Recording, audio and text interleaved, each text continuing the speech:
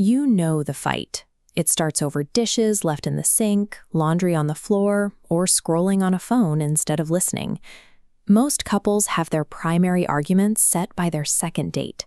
From that point on, they will likely repeat that exact same conflict for decades. No matter how often you discuss it, the core frustration never seems to leave the room. You walk away exhausted, only to find yourself back in the same loop a week later. When an argument over a dinner plate survives for 20 years, the conflict is about something far more significant than the dishes.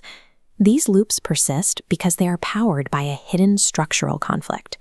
Psychotherapist Esther Perel suggests that while we focus on the content of a fight, we are actually reacting to its structure.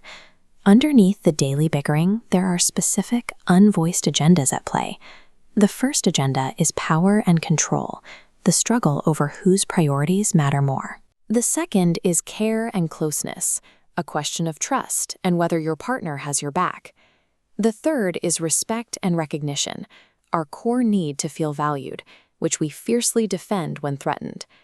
Dependency is an inevitable part of seeking love or partnership.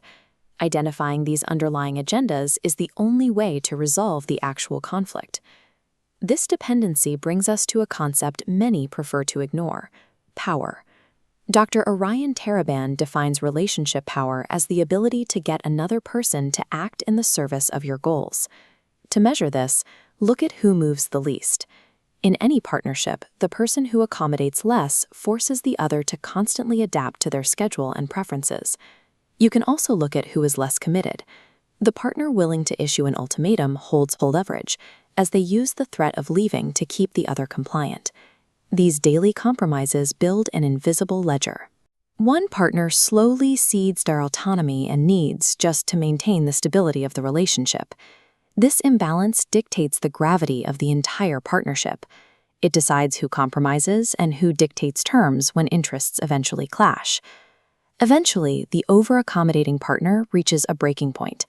They feel entirely unseen, setting the stage for those petty, explosive arguments to return with a vengeance. This is where confirmation bias takes over.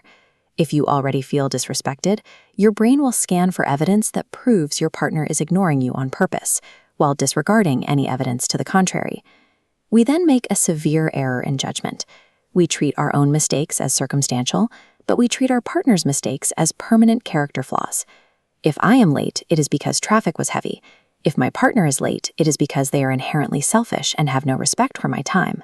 Until the underlying power imbalance is neutralized, minor infractions will be weaponized as proof of a lack of love. The loop is guaranteed to continue. You cannot end a power struggle by trying to dominate your partner. You can only change the dynamic by changing your own behavior. Dr. Joanne Davila identifies a set of skills she calls romantic competence, which provides the framework needed to safely dismantle these struggles. The process starts with insight. This means identifying why a specific trigger causes a reaction before you speak. You must recognize when you are snapping because of work stress, not because of your partner's behavior. The second skill is mutuality, the clear understanding that both people have needs and that both sets of needs matter. This shifts the dynamic from a competition to a collaboration. The final skill is emotion regulation. This involves staying calm in response to relationship challenges and resisting the urge to act impulsively or demand that your partner read your mind. Romantic competence acts as a pressure release valve.